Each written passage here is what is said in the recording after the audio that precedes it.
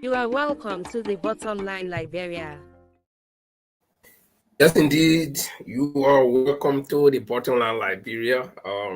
This beautiful Friday evening is a weekend from my end, and I guess it's weekend from Paul's end too, because we share some similarity. But let me say welcome to you, Paul. How you doing? Well, Linfall, thank you. I'm doing great. And you? Well, as we normally say, we thank God that there is life and everything is okay. So I have all reasons to say that I'm okay. Right. Yeah. Yeah. It's good So to be back. I guess you are set for tonight. Absolutely. I'm looking forward to the show, and I'm looking forward to a good discussion tonight. And what about you? Yeah, I am as well.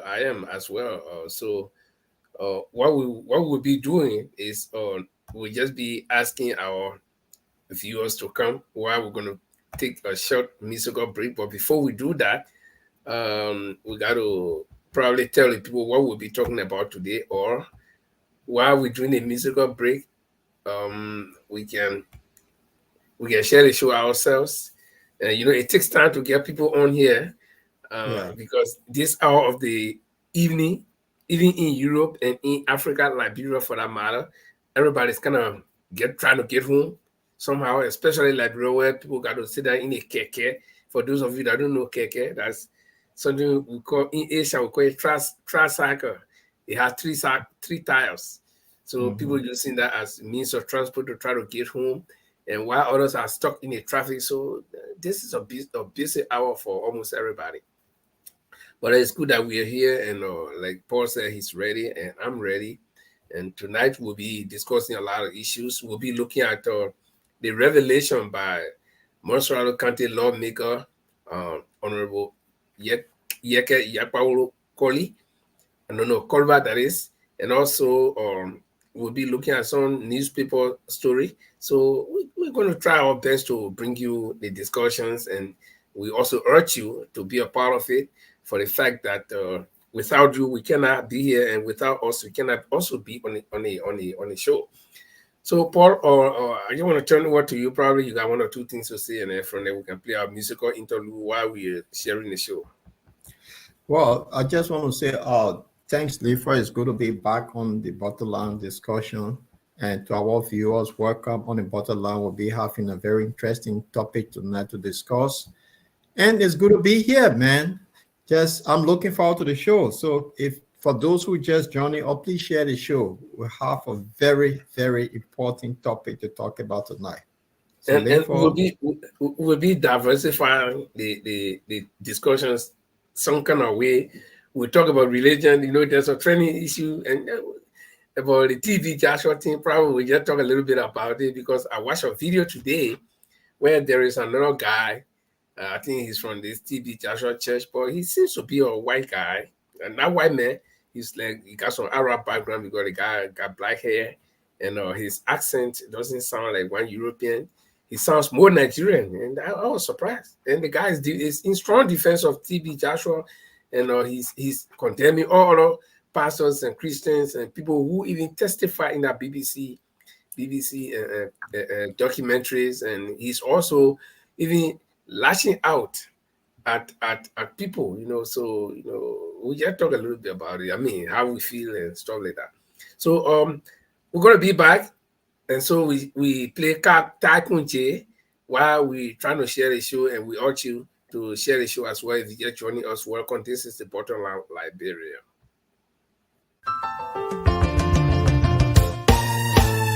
My people, where you at? Wake up from your slumber, stop sleeping. Wave your hands, come on. I know you're sleeping now, you gotta wake up some more, yeah? Okay, let's go. The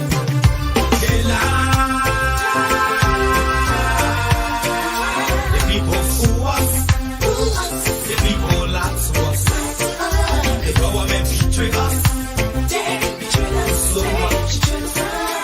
I said they lie. The people fool us, so the people lie to us. The government betray us. They can lie, they can steal, they will not go. I said we tired with their lies. We tired with their promises that led us to all our damages. We tired with that speech they preach in thee and now unique they deceive us. The thing we saw it frustrate us. So why did you lie? Why did you steal? Why did you allow the citizens to be? You see, we just tell you that why we voted you.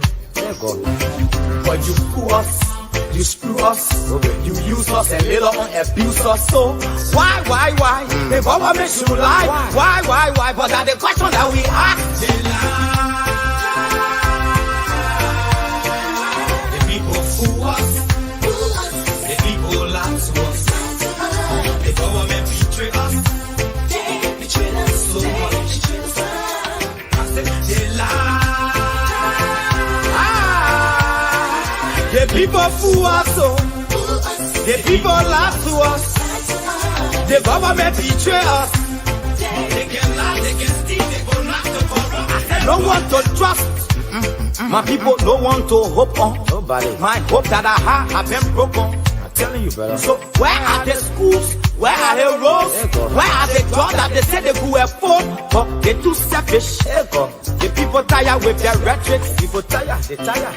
You see the reason why we ask why the government betray. They have enough of time, but yeah, then stay they delay. People suffer. No work for people crying for hunger. Look at. Your vision and your mission, your intention to the nation is poor. You got nothing to show. Nothing. So why? The government should lie. Why? But that's the question that we ask. They lie. The people fool us. The people lie to us. The government betray us. They betray us so much. They lie. The people fool us, so the people lie to us. The government betray us. They can lie, they can steal, they go knock the corrupt.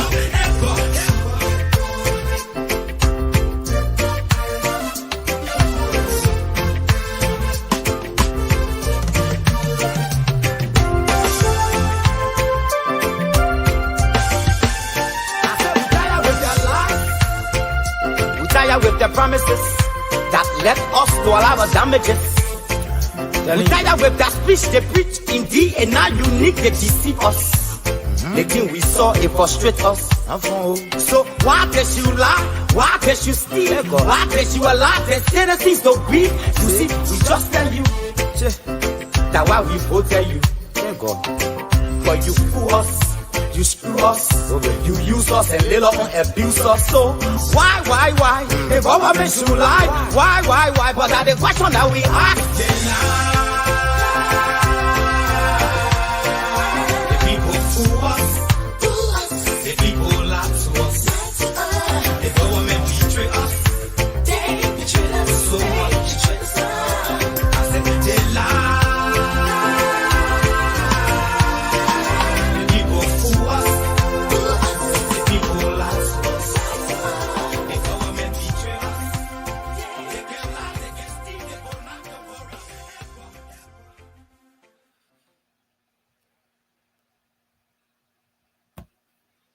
Well, they can lie, they can steal, they corrupt. Everything. I mean, they just got all the qualities, all the bad qualities. That is, Paul. Like I've always said, this music, I don't know, but for me, it's a music that Liberians should actually glorify. The fact that the music suits all of the governments that come to power in Liberia. This is a music that I think we should to promote. But tonight, like Paul said, we're going to have interesting discussions. We're going to be talking about Yeke Koloba's revelation. He's been talking some serious things about the JMB government that has not even taken place yet, taking office yet. So we'll be looking at some of what he's been saying. He did give a press conference on the 8th of this month if I'm not mistaken, that was I think Monday, and then today being the 12th, or it was on Tuesday, I think, or Monday or Tuesday, one of them. It's not an important when, but he did give that revelation, and now today being Tuesday, today being Thursday, Friday rather, he came out on Thursday yesterday. Sorry, I guess I'll do something.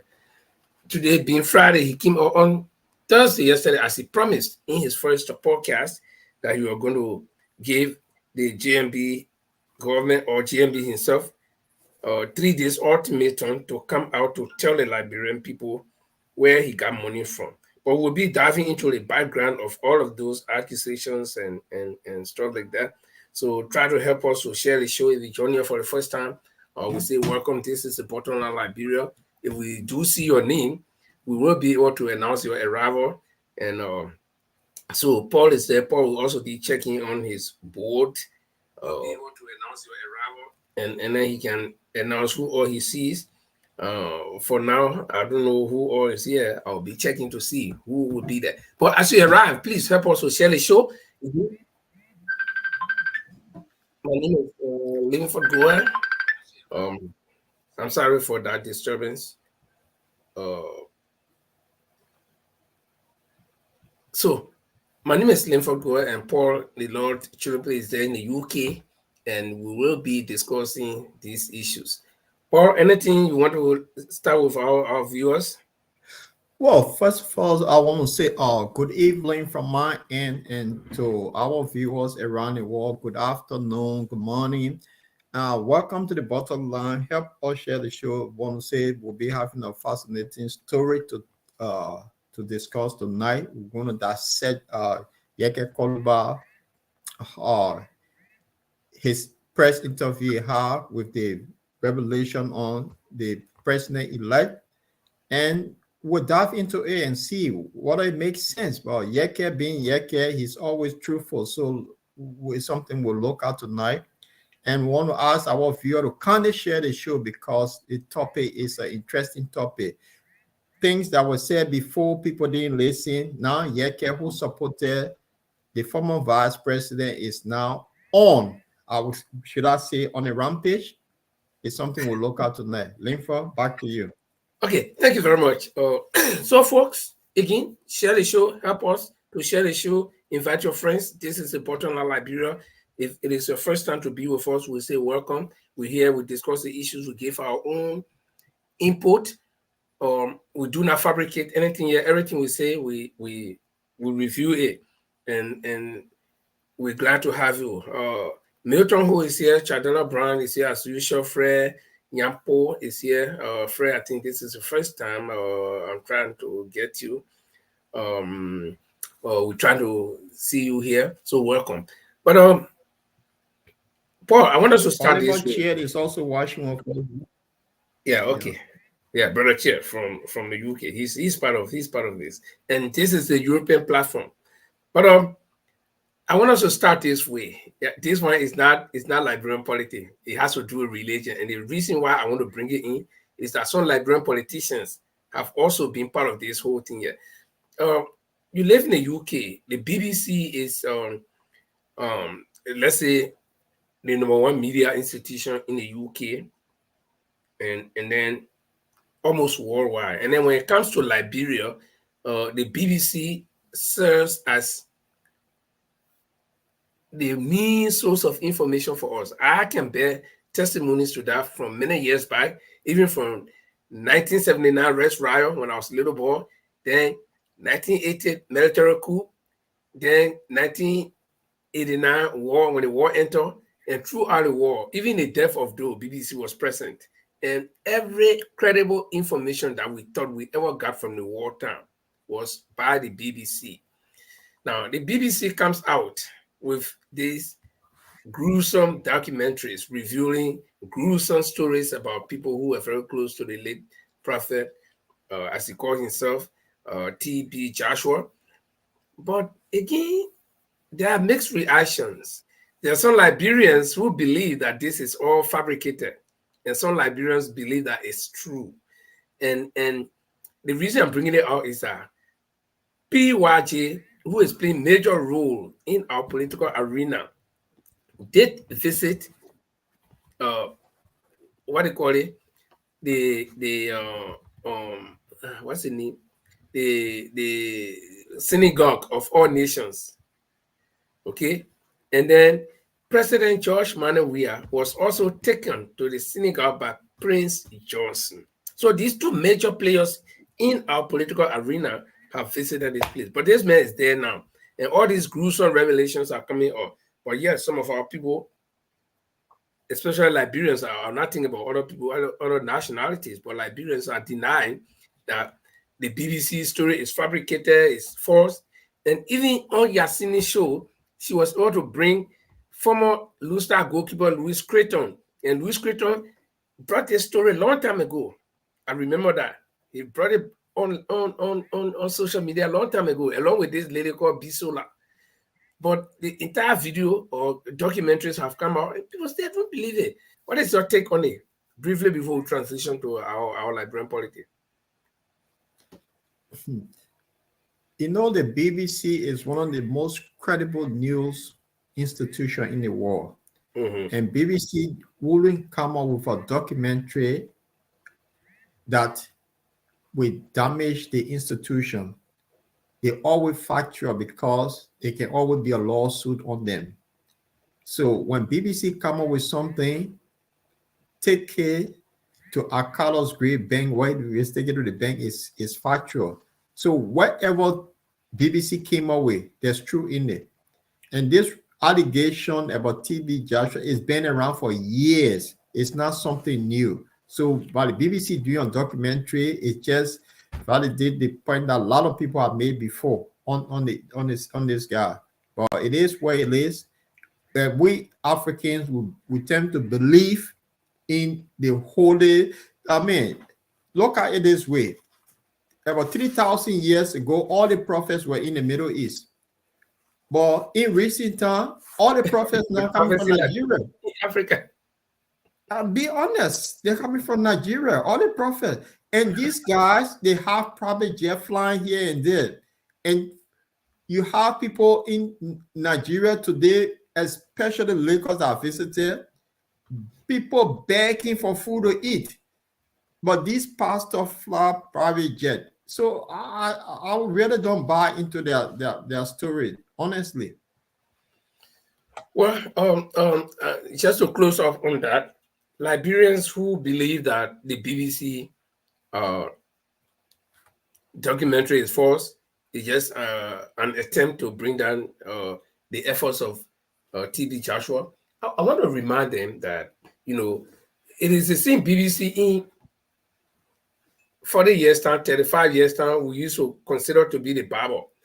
I remember because I was working as a journalist during the wartime. When BBC is coming on, our sources, most of our news were from the BBC. We queue news from the BBC because these people got correspondents around the world. And like Paul rightly said, these people, they know in journalism we have two serious crimes: libel and slander. So before he says something about Paul, and we also practice something called fair journalism. Okay? That is, there should always be the other side of the story, and you should balance it. You should talk to people. Do not come with your own feeling and accuse anybody or say something about somebody that you cannot prove, or that you do not have a third partner who can also prove that. Okay? Yeah. So the BBC is aware that if they say anything, especially involving the lives of people, there's repercussion. So they will not go out there. Who is TB Joshua to BBC? Or what threat does he pose as a man who is not even alive? Sorry that he's not alive. So what threat does he pose that BBC will go to undermine him, and for what?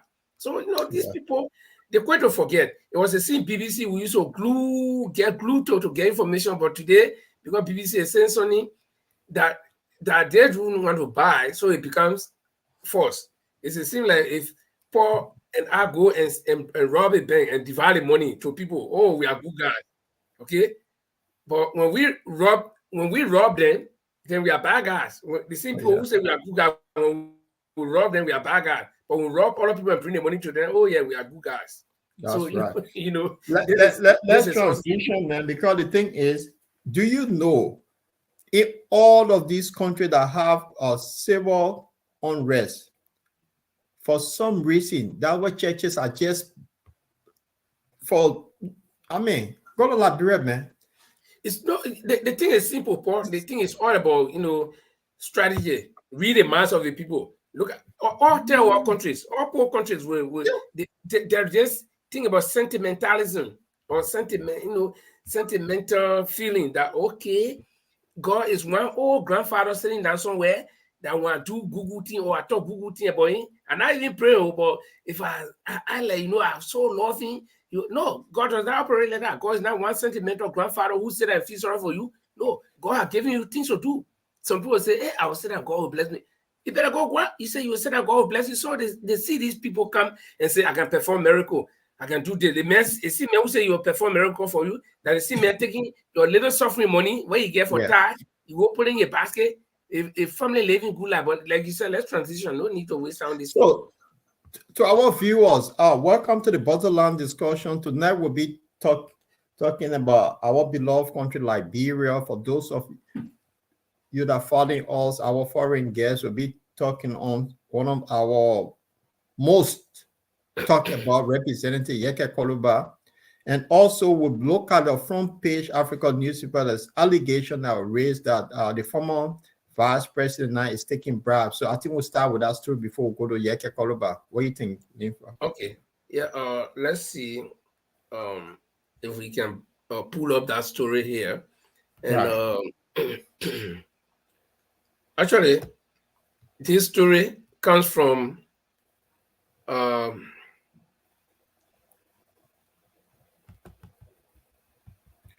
the front page Africa. Now, it is. We are not the one that wrote this story.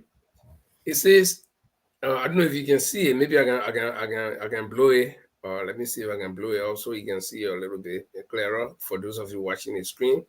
Now, it says here, Boaka offers bribe to lawmakers.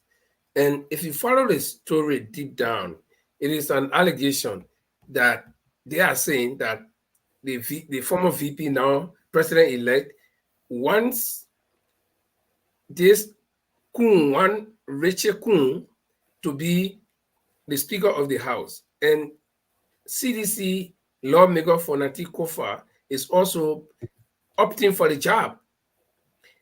And so in order for the new government coming in, I'm just saying what the scenario that led to this in order for a new government coming in to be able to control the House, they must, or to control everything, the entire government, like it happened in a CDC government. They want to have the House Speaker, they want to have the President pro tem, then they want to have the executive, which is the President and the Vice President. So when they have all of these in their corner, they will be able to pass bills easily. Nobody will be able to object to things that they want to do as their legacy. So the fear is that if opposition, especially somebody from the CDC camp, becomes the speaker like Fanatikova wants to be, then the UP will feel that Fanatikova will be stalling. In other words, will be blocking all of their efforts, anything they want to do, because the speaker controls the lawmakers, okay, especially the lower house. So then the fear is there. And so in order to get the lawmakers in their pocket, as usual, and everybody needs money. So it is alleged that the president-elect is dishing out $25,000 US to each and every. Is it 25 or 250,000? Let me get it. I gotta go back to that story. Sorry, guys. I gotta go back to that story to get that figure correct, because this is very important. We can't just let it be like that. So while you are watching the screen, I'll be scrolling up. Let me just read the first one paragraph or so. It says President-elect Joseph Numa Boakai has reportedly extended a gesture of support to lawmakers, proposing 25,000 United States dollars development fund for each representative's district. The announcement was made during a gathering of at his rehab residence on Tuesday, that is this week, raising speculations about potential influence on the upcoming vote for his favored candidate, Richie Nangwe-Kun, over the current Deputy Speaker, Councillor J. Fonati Kofa. Okay, so that's the gist of the whole story.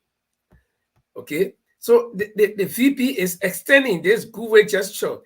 He said, your representative, my government will give you, or I am giving you 25,000 each for development. It's not in the budget. The budget, no budget has passed. So where he's getting that money from? This is a man who was supposed to be broke. He has not taken power. He doesn't have the key, if I should put it that way, to the National Bank. So where is he getting that money from? And so this is the allegation that the VP is dishing out money to lawmakers, and that is a form of bribe. Paul, so what do you think? What do you make of that story? If there is truth in it? Linford, with the Liberian situation, it's just hard to comprehend. What I'm trying to say is Liberia is supposed to be the best country starting from the 22nd of January. That means because all of these good things that we heard, there will be no car stuck in mud anymore in Liberia from that end. It tells you a lot that they have a master plan to do something great for Liberia. But if you want to do what George Weah did, it seems to me we're going nowhere, because if you have a clear-cut plan for the country, you wouldn't bother who becomes a speaker or the pro tem of the House. You have to have the balance of power. You cannot control everything. If you want to control everything, we saw what happened under the Weah-led government, that things didn't go right and with a lot of problems in the country. So why will you come at this time to do what Weah did? You see, look at it. If you have a clear-cut plan for the country, speaker, not speaker, coming from your end, you will do something, because the good thing is when you're doing something good for the people, nobody's going to oppose that, right? So what is this? This is the hidden agenda that they have. They want to control the three branches of government. If you want to control the three branches of government, then there's something strange here. So regards to the 25,000 that you'll be giving each of those representatives for developmental purposes, let's look at it. Are they there to represent their people, to do oversight? And then what about the county development fund? What is it all about? But that without 25,000 go into the pocket, or it will actually be on development. No, and actually, it's not county development fund. It's for districts. It's for the that's district. That's what I mean, because if but the thing I want to find out, right? Those of you who have been around the government cycle for years, but I know that the funds that government dishes out to that every government dishes out to lawmakers is budgeted. It comes within a budget. I think it's a budget. It's a line in a budget. Okay, so it has to be agreed on, that the same lawmaker will have to agree on that, okay, so amount should be allotted for each lawmaker, for each representative or senator. But the government has not taken power. They don't have any access to the budget or even to the national coffers. And then the president-elect is already offering. No, you got it wrong. They have access. They have access. How? What am I seeing this? They've been this transition for the past 2 months now. So that they have seen the document, they have seen what's there they finalized, because officially, I mean, I've not been president before, I've been in authority for organization. So if we are to turn over, we still hold on to every important. Okay, so let's put it this way, right? If we consider that they have access and so they're giving that money, let's put it this way. Then we'll be going to a repeat of the 2018 scenario, where the same United Party said they left money in the coffers, and the CDC government said, no, you didn't leave money there. You see? So, because in the absence of proper management of documentation, so what we want to see is, we know the United Party government got good plan for the people. So wait, be patient, take over before you start giving them money, but you don't take over yet. So what if I don't understand? I'm still confused. So lane 4. 7 years ago, it was the Unity Party. People cry on Unity Party 7 years ago. It's the very Unity Party that came back with all of these beautiful allegations that they're going to transform Liberia to the country that turned on turbo and they didn't transform. They're going to transform that kind of Liberia to Rwanda. This very Unity Party that the CDC learned from is the same Unity Party coming back. So do you expect anything different from what it did 7 years ago before CDC took over from them? Well, they say wise man changes. So maybe the wise man in the room. Wise man changes. Right. But let's look at this report. The money that the VP is promising, is it his own money, or is it from the government coffers? Because we've got to draw a line between the two. It said because each representative, right? That means that's the taxpayer money. That's the taxpayer money. So, and if we look at it critically, he have not said how he going to better the life of those little kids that sell cold water, chewing gum between cars. But that money can go to representative for developmental purposes, right? Yeah. But so yeah, okay.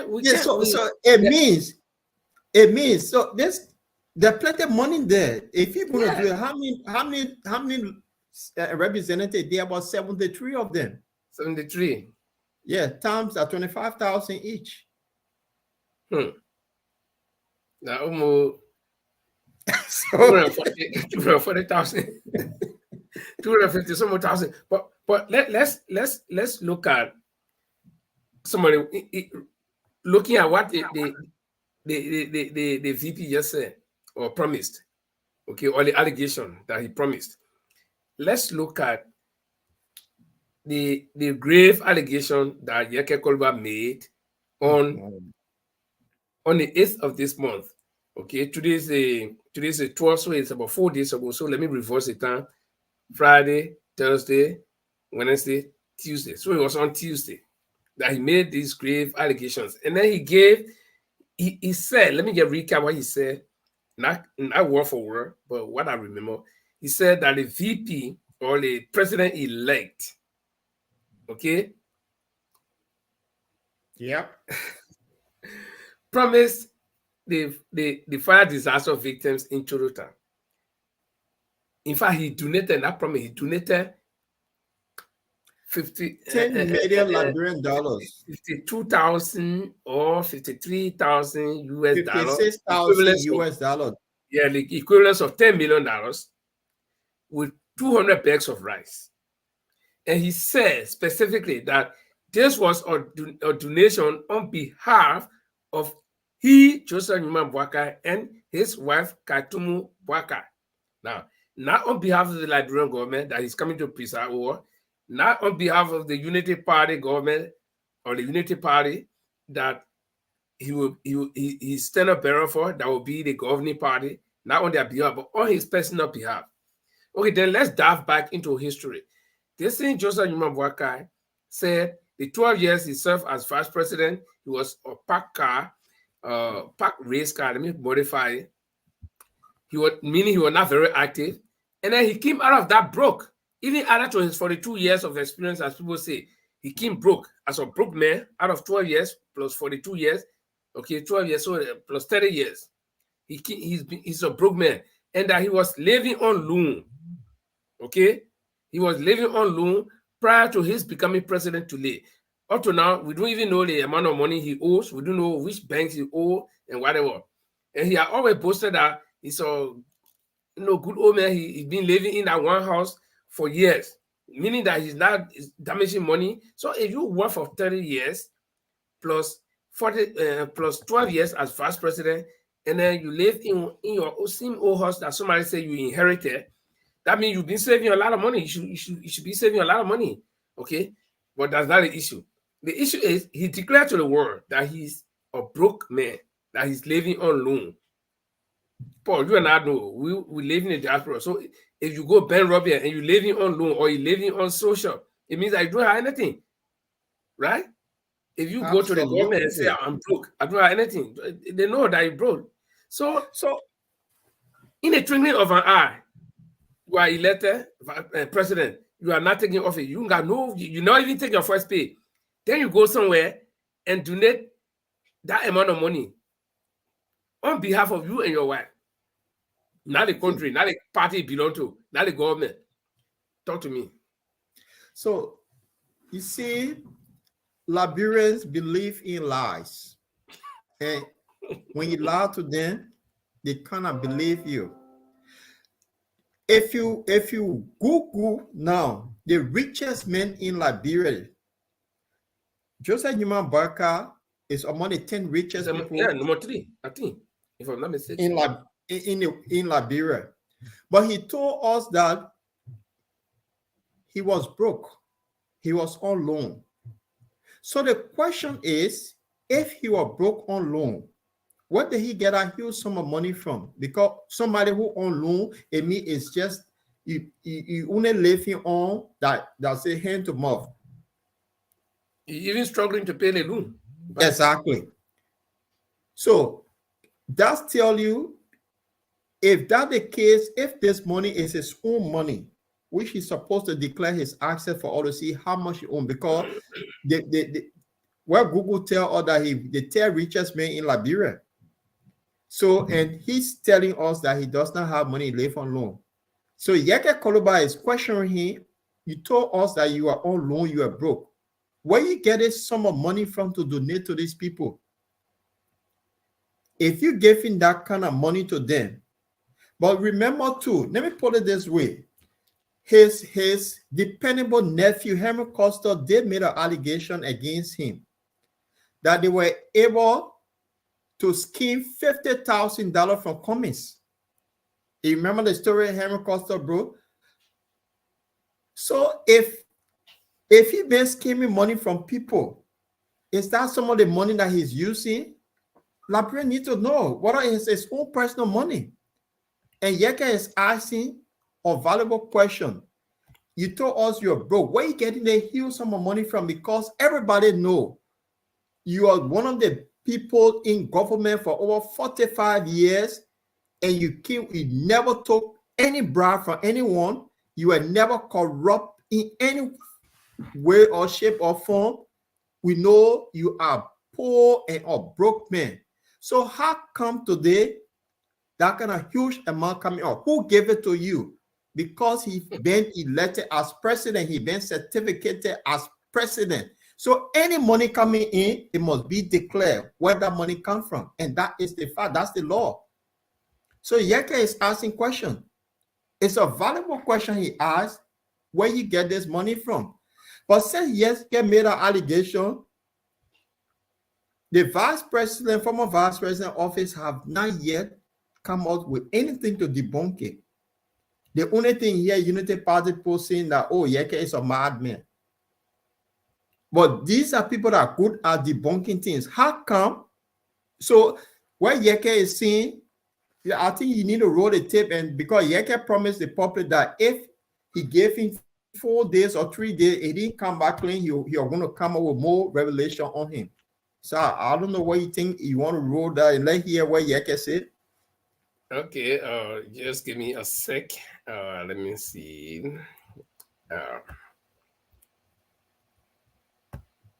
I think it's an 11-minute clip. Joseph Walker and myself would never sit on the same. I stand on my statement, and I'm not going to reverse my statement. I'm an elected official.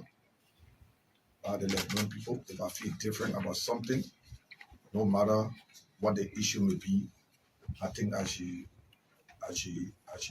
get some respect, and my office should be respected. So, so going forward, President-elect and myself will not sit on the same roof for the next 6 years. Maybe we will sit under the same roof when he comes to address the nation to remind him about commitment we made to the Liberian people that is to be fulfilled. And some of the commitments are B-Monty, harassing our people in Kinjor, Metos T, harassing our people, just sacking our people anytime they feel like, our people being terrorized, a lot of people, a lot of companies harassing our people, sacking them the way they feel like. We'll be reminding him on those days if it is necessary. Besides that, for President-elect Joseph Boakai and myself to sit on the same route is impossible. I had a press conference on the 8th and said to the Liberian people, if President-elect Joseph who gave him the $10 million, I was going to tell the Liberian people who gave him the $10 million. From my source and information that is reliable, the $10 million was given by Stanton Waterspoon because my source told me that he wanted dealership. He wanted to have monopoly over, he wanted to be the only person to be the only importer of rice in this country. So he gave $10 million Liberian dollars to the president-elect. I don't know for what. We'll be getting to the LACC or the GAC later on so they can do some inquiry to find out why this money was given to him. There's a company in the port they call some tracking company. What's the name again? GTMS in the port took President-elect Joseph Boakai's son to Freetown. One of the owner of the company is Aminata.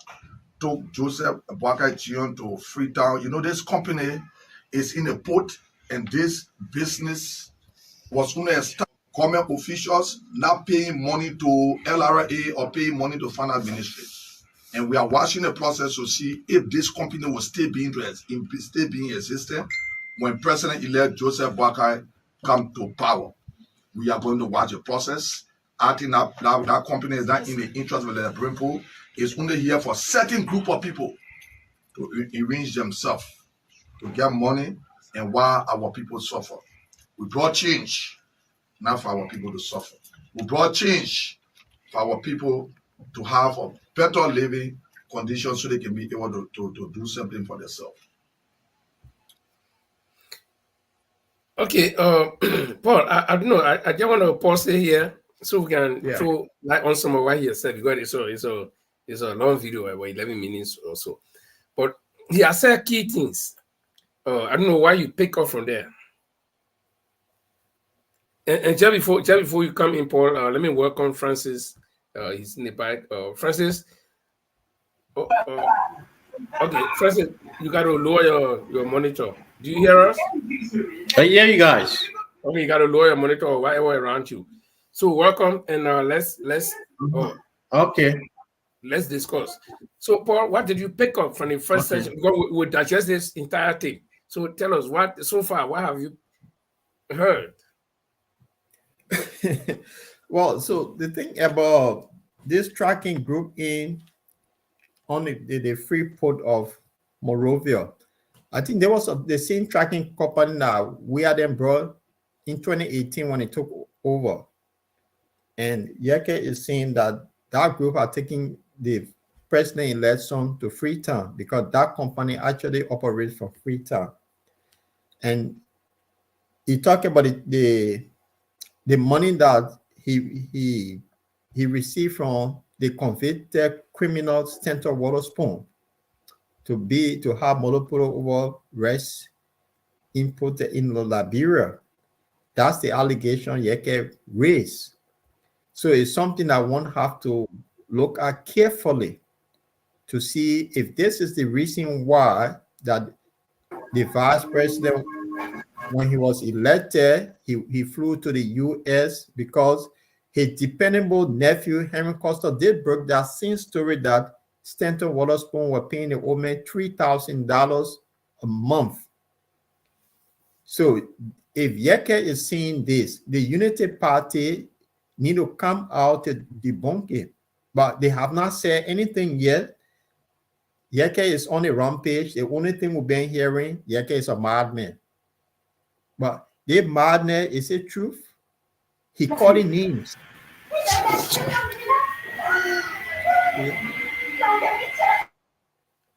Francis, you put something. There is some feedback. I think I went in and went out. Maybe It's a television in the background. Oh, TV. Okay.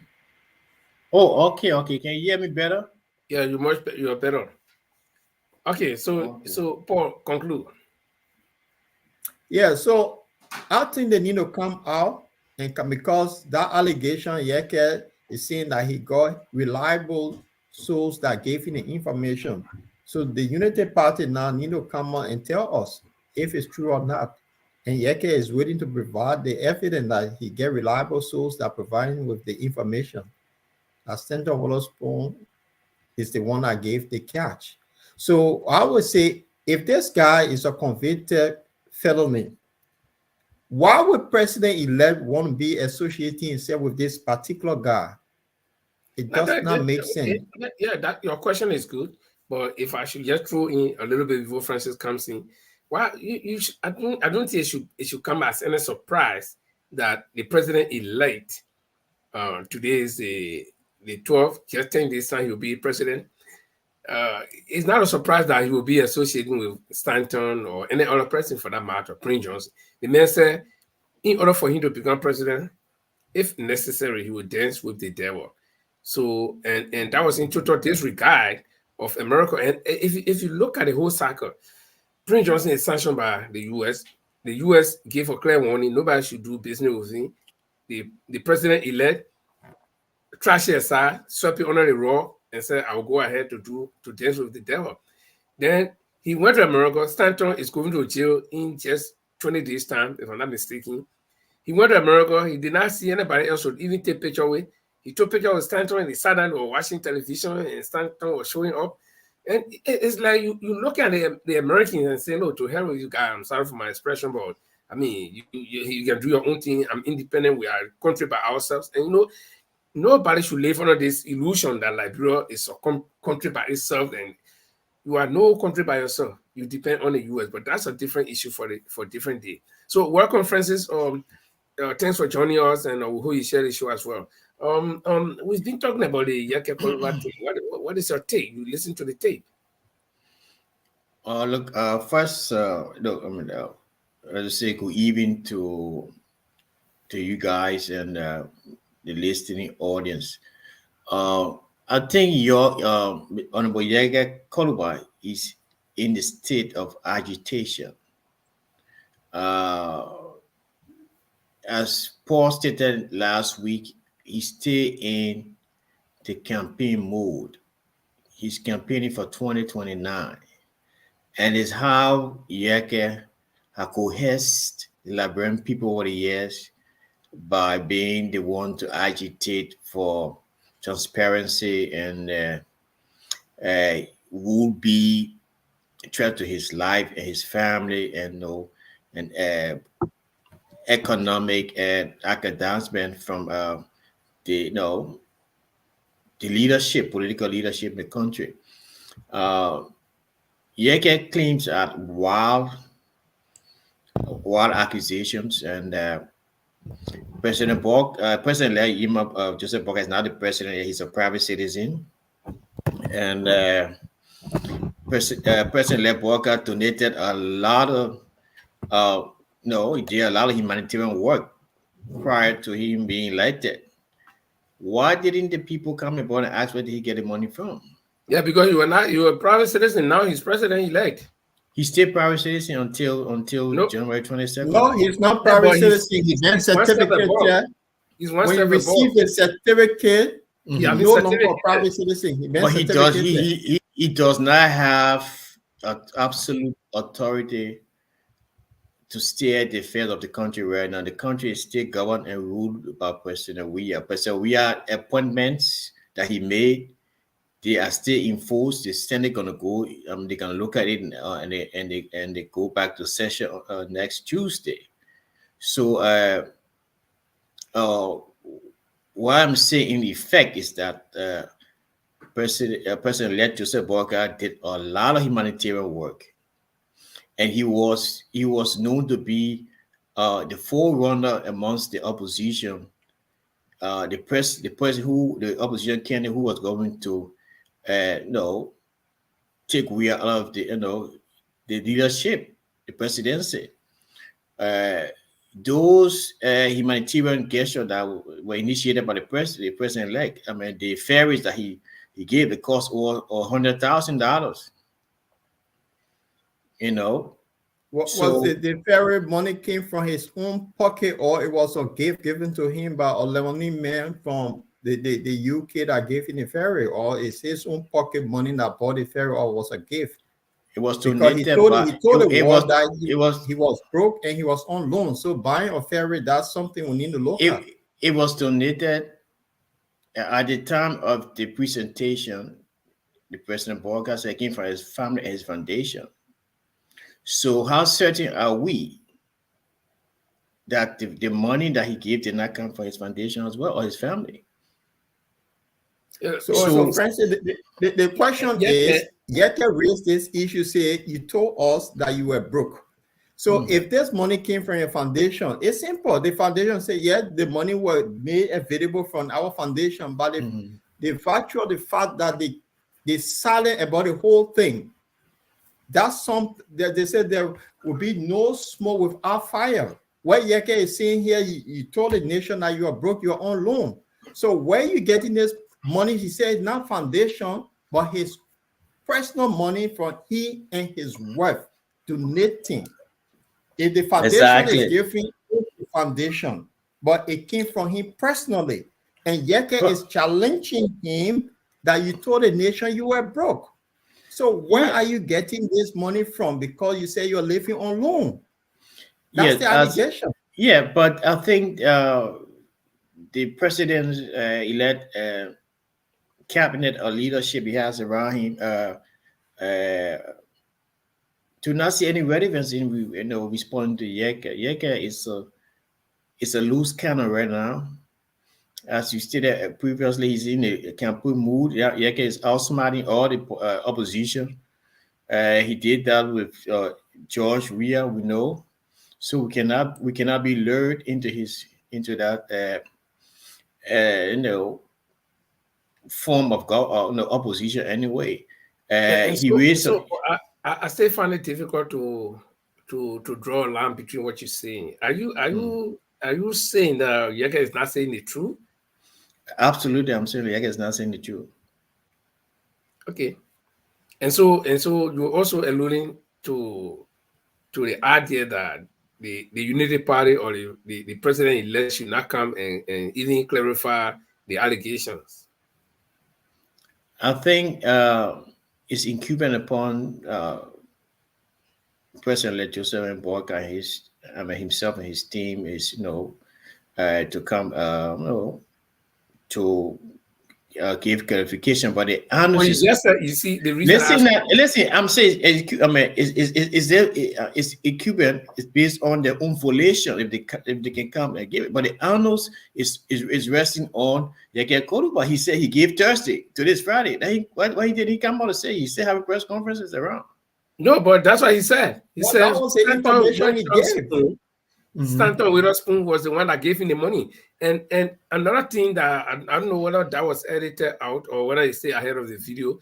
Yeke Koruba said he did communicate with the president-elect's office. He sent in. So play the video for clarity. Play the video. Okay, let me see if I can get it. The president-elect Joseph Boakai's son was also taken to London by Metos T. Metos T is in Yekepa. They are not behaving well to our people. Our people are being used as slaves. And now we see them coming, spending money, taking I mean, some of our people from here they pretend that they will be protected. And I went to Yekepa to campaign on behalf of the opposition. I went to King George to campaign on behalf of the opposition. We make commitment that we will have a better living environment, not to live in containers. I went there. The recording is all around. It's on YouTube. Not to live in containers, not to be abused as the people take the resources from this country. We have come to inform the people that this is the happening. I say in my first press statement, Tatan Bwaka is in Lebanon. He was taken to Lebanon by the people that got this company that changed their name to Fresh Fusion Food. People that were importing the drugs in the country, the company that used to bring the drugs in the company that have changed their name.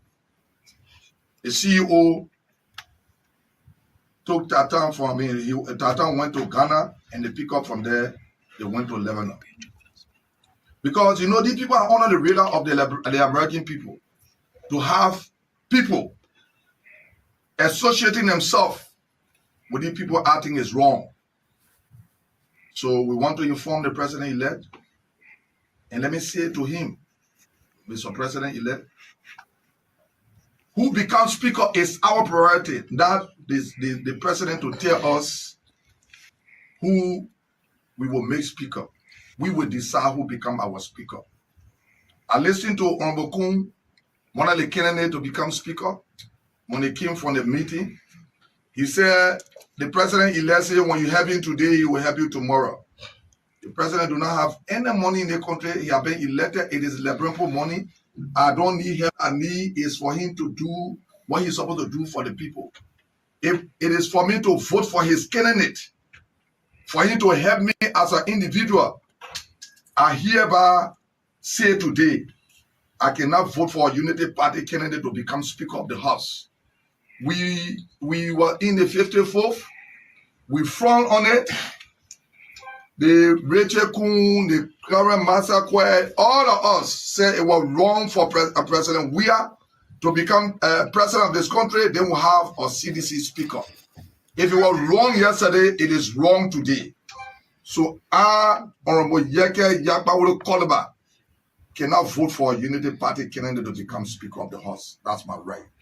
I decide who to vote for. If you want to see it the way you want to see it, that's all right. You see me here, I'm to my house. People going to go sleep to hotel until morning. I'm not into any hotel. I will decide who to vote for, and my vote is for me to decide who to vote for that I feel comfortable to work with. So let me say the interference of the president-elect into our speaker's election is wrong. We say when Ambassador Weah called people at that time, the same Unity Party put the Prince Moi, the Clarence Massacre, the Jeremiah Kun, all of them, and told them, say, look, I want Speaker Buffer Chimo to become Speaker. I voted against him because I cannot allow a party, then the Speaker come from the party. We want to balance the leadership into the country. So, Mr. President-elect, you don't have my support. I cannot give you my support because it was wrong yesterday. All I talk against it. So it must be wrong today. So we'll be looking forward. President-elect has refused my letter. He said he don't want to have any communication from me. Mr. President-elect, you are right. That's your office. I'm not going to come to your office. And I will not come to your office. And I will not come to your call in any given time. You and myself cannot sit under the same roof. For the next 6 years, we will keep the Liberian people informed. We were elected. Yeah, I see some people feeling bad. My criticism is not for an individual. It's for anybody that come to power. I work for the Liberian people. I was elected by the Liberian people, and I must stay focused to do the Liberian people business. Who want to cause, you can cause. Radical politics have not started yet. When my poison is being attacked, then we will go radical. If I will have to express my and be respected as an elected official, we will not go radical. I hear people saying, oh, Jeremiah Kun said this. I cannot respond to Jeremiah Kun until I have a recalling. So if you say anything to any newspaper person, don't ask me question. I gossip. I don't gossip. When I want to call your name, I call your name. We are not going to produce a speaker. Like Prince Moe will control. Like Kafia will control. That Clara Masakwe will control. That Jeremiah Kun will control because they know how the budget works.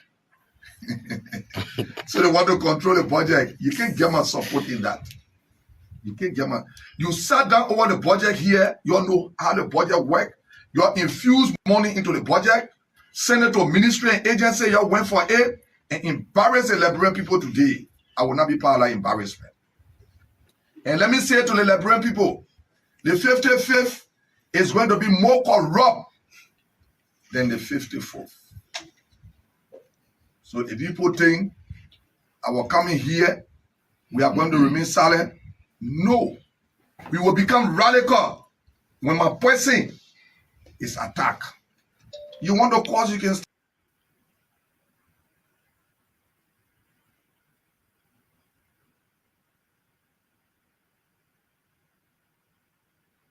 That was Yeke, 11 minutes clip of his video. The rest of it are Q&A session with the press.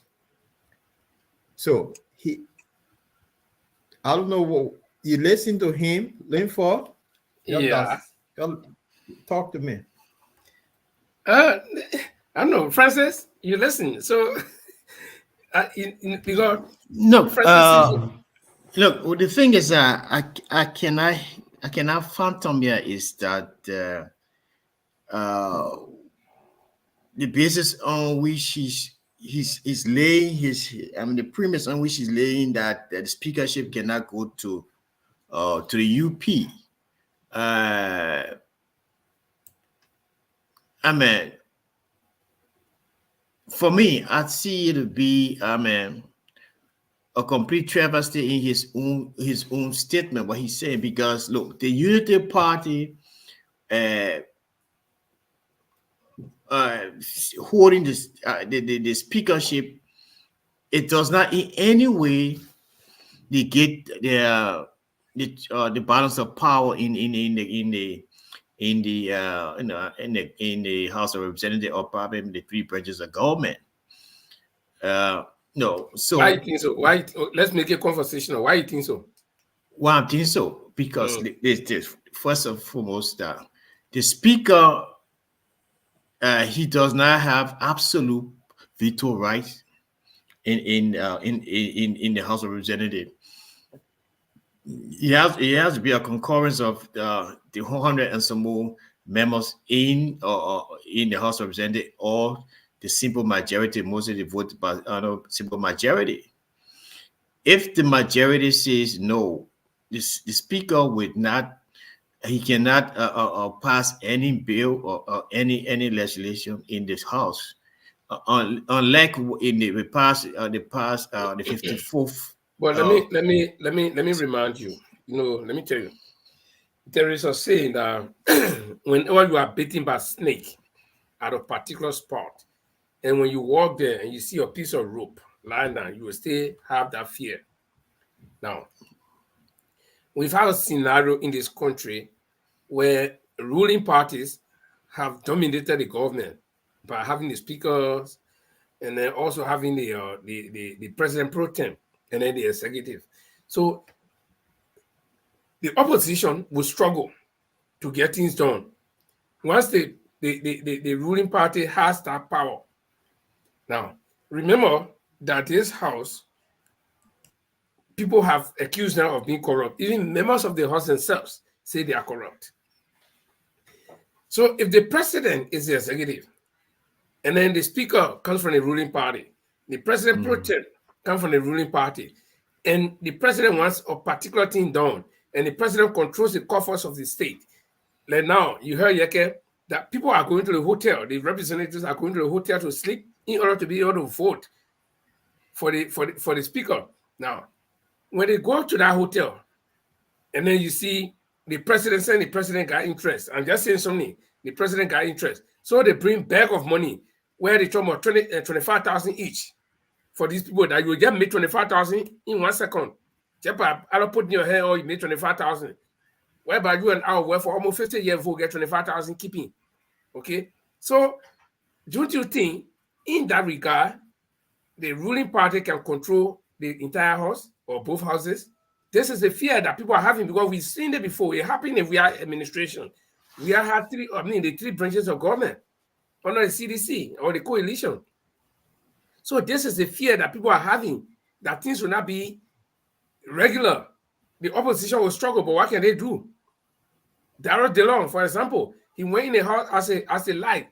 He struggled until I think the ball blew up. So he yet begin another thing. The third year get called up. He struggled. The government had to, the executive had to turn against him, stop his family. His family live in SR now, stop the children from traveling, and all that kind of thing. So it is because of this fear that people are saying, no, we cannot let the ruling party have the speakership or the president pro tem. Now, then let me trace the question around to you, Francis. Why you think that the ruling party, the UP, is also afraid that the opposition should have the speakership? Why do you think so? Look, I think it all boils down with confidence in who you work with. I don't see it as a way to side with the executive and everything they bring. It's just a matter of confidence. And the way our politics is preached is practiced in Liberia is like the opposition have crafted a mindset now. It's like they're going to go against everything that the ruling party brings. And if the ruling party that the ruling party has, and the other, but that's if listen that. Yeah, so that's a tricky situation for ourselves in, and the way things are going, I know the way things are proceeding right now is like the opposition, they are governing themselves to be an anti-establishment instead of them working for the good of the people. I can lead this example. If the government the government needs a strong majority in the House to enable it to carry out its developmental agenda, its social agenda for the people. I said, well, Paul, you can come in anytime you want to, but I said we're going to make a conversation. Now, the conversation. The government needs a strong majority. I disagree. Yeah. What the government needs is a balance of power where people can agree on things. So, what's the balance of power? Why you term about balance of power? Okay, we got three branches of government, and each of them functions in a particular way. So, if the three branches of government come from one party, so what happened to the rest of the other parties? I mean, the House of Legislature, the House of Representatives, I mean, they are from different parties. The speaker does not different party, but they got different functions as legislators. Whether it comes from party A, party B, they all got one function. That is to make law. Then the senators also form part of that. What if the judiciary, the both houses, and the executive all come from the ruling party? So anything happens.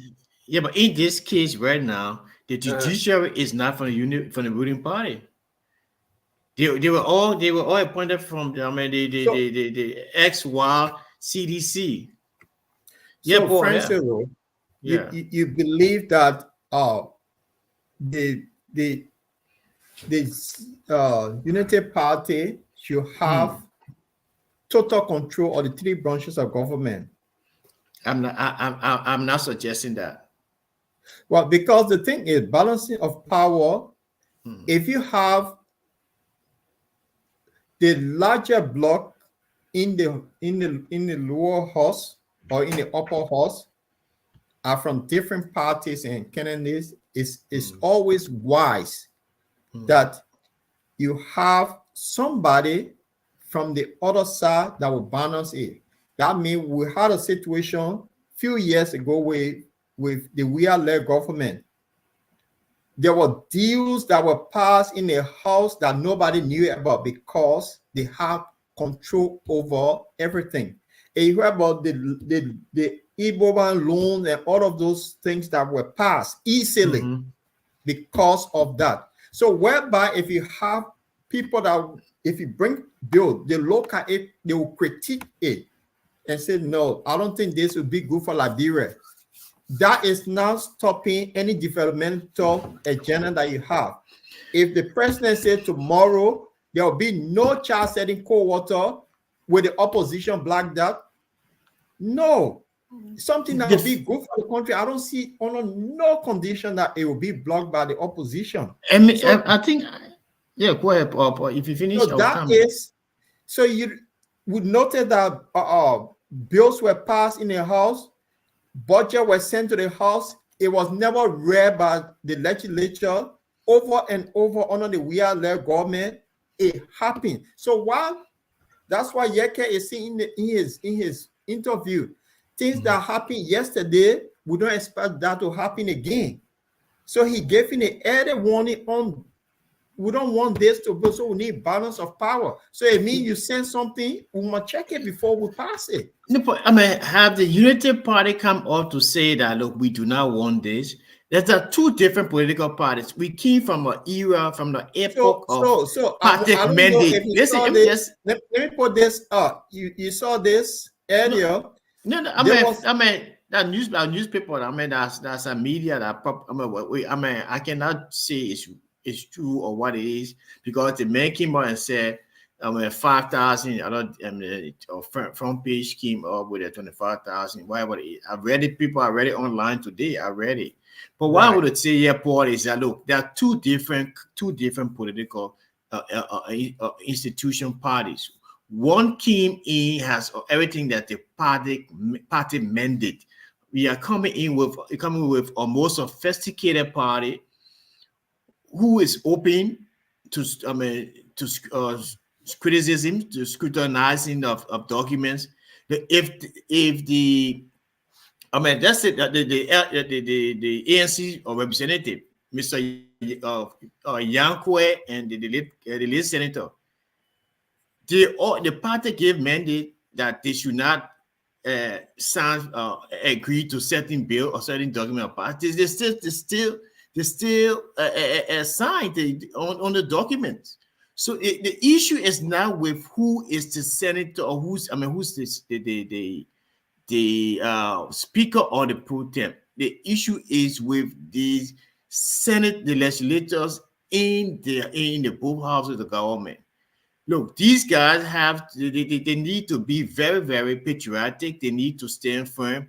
If you have a UP speaker and he brings he put for some bill on the floor that is anti developmental, and that it does not have it's not people centric. These guys have the right to say no, but once they start to receive bribes, that's the problem. I mean, the bribes. The allegation here is the incoming government is waiting to bribe these people for them to have the guy from their corner. That's the allegation. If we look at the Unity Party during their 12 years rule, they signed 68 concessions and all passed. Concession. Yes. And out of the 68, 66 were bogus. Only 2 was good. And Liberia is still suffering under those concessions today. So, like I told you earlier on, wherever you got bidding by snake before, when you see anything, you'll be afraid. Even lasers are wrong, you'll be afraid. This is the same party that's coming back. Look at the construct of the party. People say, oh no, that Joseph Boakai will be the president. Yes. But who are the ministers? Look at them. Look at them. Who are the deputy ministers? The people who were deputy ministers yesterday might be ministers today. And they all come from the same pot. It looks like Boni, P4, everything in the same pot. If you take all the Boni, it doesn't mean that it will not taste the same way when you take all the P4.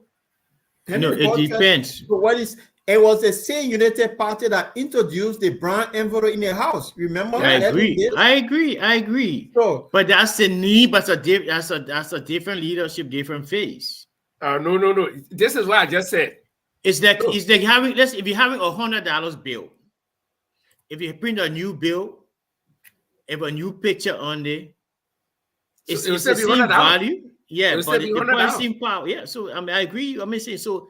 It's not an old wine, new bottle. The thing is that there's a new leadership that is committed. Stop that new leadership thing. I will not agree to it. Let me tell you, it's the same people. It's new leadership, but it's the same people. They didn't change the people. So the number 2 of the old leadership become number 1. It's the same people. There's nothing changed. No, and he was the principal advisor to the number 1. No, but you guys knew how I mean, I knew you guys know how the government is run yet. I mean, the president has the absolute power, absolute saying everything. I mean, has to do. I mean, the vice presidential role, the presidency role is more not ceremonial per se. I mean, it's a secondary role. Okay, yeah, I agree. So then what we say about ministers? That role have a function. That role have a serious function. It's have a function. And the function of that role is the person that the principal advisor to the president? The president, yes. No, I want to differ you on that, Paul, because the president has his own team of advisors, political. Yeah, but did you listen to the former VP, now president-elect? He said he was the last president. He was the last person to always leave the room, and he was under advisor. When did he say that? Oh, see, president, that's what we're following. When did he say that?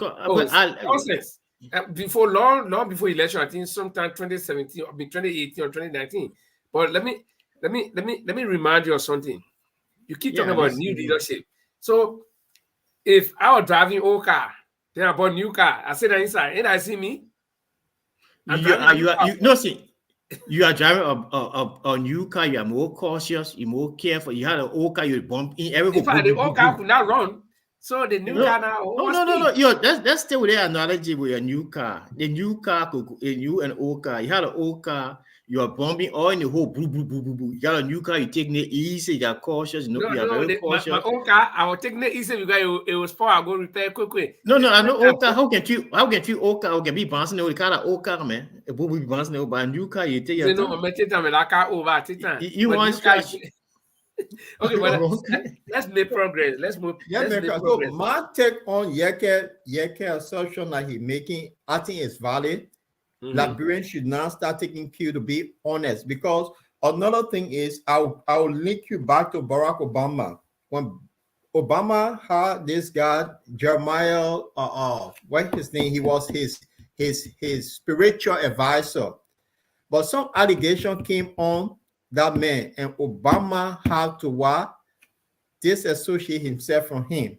If you can remember that story. Yes. Now, here we go. Stanton Waterspoon's name have been mentioned, and we know that this guy is a convicted fellow. He's going to jail in this month.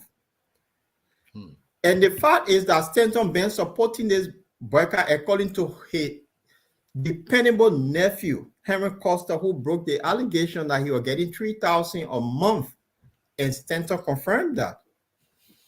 This is a sin Stanton now, Yeke Koluba is saying, is the one that gave him money because he want to have monopoly over the rest issue in Liberia, to be bringing rest to Liberia. That is a huge allegation that is being made by Yeke Koluba.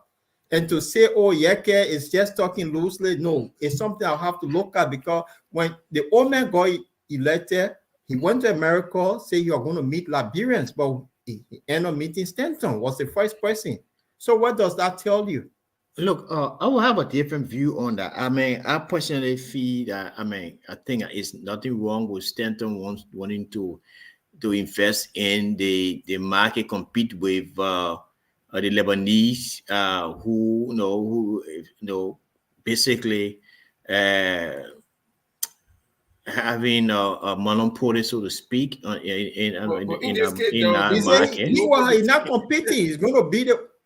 He's going to be the sole importer. There will be no. I mean, it's not. I think it doesn't make any sense. It doesn't make it has any iota or truth in it, because how can what will you do with it? The other actors in the market? Will you it doesn't make any sense. I But don't you think said that the president has absolute It takes power. one executive order. Exactly. The tip of the pen. Powerful. One executive order. No, that was just telling you guys. Look, I think it's a fast stretch of hallucination on the part of the representative, because there's in no way that the president-elect will grant absolute monopoly to Stanton Waterspoon to bring in rice. He alone. I mean, because we have actors in the ground. We have the Funanese, we have the Lebanese. They are all being there. So, I mean, it doesn't make any sense to me. I don't want to buy into that. No, if but you don't buy into it. Is that the reason why he wants to bribe the 73 representative for them to have the speakership? Because these are questions now being asked. Yeah, and the speaker can come tomorrow and propose a bill on the floor, and then money play around, and then Stanton gets so monopoly. All the Lebanese guys go to do your cement business, go and do other things. And remember that the Lebanese who are not even Liberians, they have had monopoly on this thing before. So whatever a Liberian trying to come in, so it will be much more easier for a Liberian getting in there. So I think Francis got kicked out. He will come back. No, he'll come back in, because if you look at the whole thing here, Linford, I think Francis is just being defensive about Yeke allegation. I like the argument. I like it. Yeah, because what Yeke is saying, Liberians, be wise. Be wise. Don't be carried away by these people. United Party have to come clean. Where the Omer got the money from? According to Yeke, that's a huge sum of money. His son had been flown to London by Metal Steve. That's another. So if you look at, if you've been elected, then they're flying on a private jet, you're taking your children away. What does that tell you? Well, you know. I just went off. I don't know. I pressed something on the computer. Yeah, no, it happens sometimes. But let's look at another thing that Yeke touched. That the VP will refuse, or the president will refuse rather, to honor his communication. Yeah. So for me, Yeke stressed that point also. He talked about the VP. Wait, one minute. Let me go. You want that? Did Yeke personally walk to the president's house and handed him the communication? No, Yeke sent an emissary. Yeah. The president said he didn't want to. He said no, nothing from Yeke should ever. It was a security or whoever said that. That's a message Yeke gave. Yeah, so we have to. These kind of allegations. But you see, Francis, we can't just run. General for EFLA. We can't just run with it. You serve as president for EFLA, and I have heard you. And previously, before you became president, you were Secretary General, and we had you and Mayango Aku right here on this show, and you debunked some of the lies that people were making about EFLA. So why you think when people making lies about Joe Boakai, nobody in the United Party will ever come out to say anything? If you can defend EFLA, you know they were not true. So why you think and nobody in the United Party can kind of do similar things? I think it's quite early right now to say it. I mean, Yeke just give him. This is a time that damage can be done. You know that? Yeke just gave his press conference. Let me tell you. If people don't know, you see, if you're in the media, you know, you will see danger. Let me tell you, the best time to ever damage this government, the new government, is now. You start picking these small faults. Because people hear it. It will go in that ear. Then in the future, if anything happens, they will make reference to it. They say, oh, Yeke said it before. See it? So now is the time to nip everything in the board.